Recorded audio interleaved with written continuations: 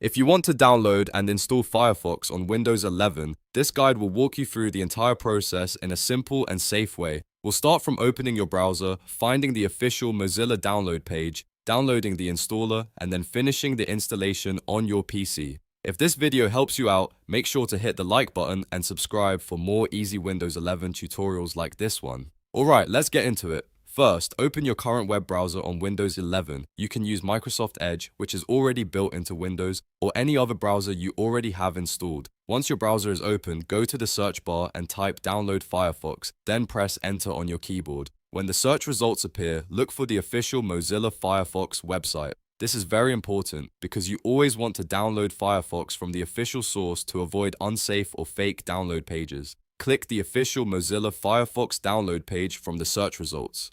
Once the Firefox website opens, you should see a Download Now button. Click that button to begin downloading the Firefox installer. The download should start automatically, and depending on your browser, you may see the file appear in the downloads area at the bottom or top of the window. Now just wait for the download to finish completely. If you're not sure whether it's done, you can check your browser's download section. Make sure the file is fully downloaded before moving to the next step, because opening it too early can cause problems. After the download is complete, open the downloaded Firefox installer file. In most cases, you can click it directly from your browser's download bar or open it from your Downloads folder. When you launch the installer, Windows 11 may show a security prompt asking for permission. If that happens, click Yes or Allow to continue.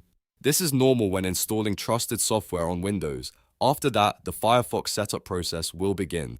Now follow the on-screen instructions to complete the installation. The setup usually takes just a few moments, and you may not need to change any advanced settings. Just continue through the prompts and let the installer finish copying the required files to your computer.